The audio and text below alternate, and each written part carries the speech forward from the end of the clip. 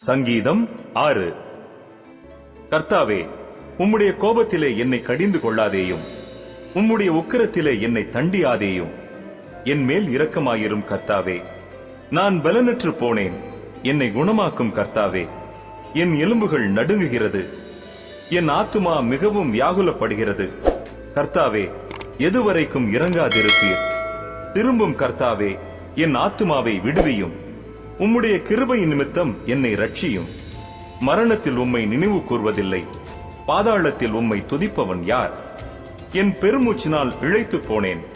ரா முழுவதும் என் கண்ணீரால் என் படுக்கையை மிகவும் ஈரமாக்கி என் கட்டிலை நனைக்கிறேன்.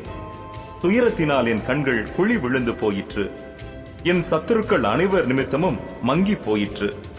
அக்கிரமக்காரரே, நீங்கள் எல்லாரும் என்னை விட்டு அகன்று போங்கள். கர்த்தர் என் அழுகையின் சத்தத்தை கேட்டார். கர்த்தர் என் விண்ணப்பத்தை கேட்டார். கர்த்தர் என் ஜெபத்தை ஏற்றுக்கொள்ளுவார்.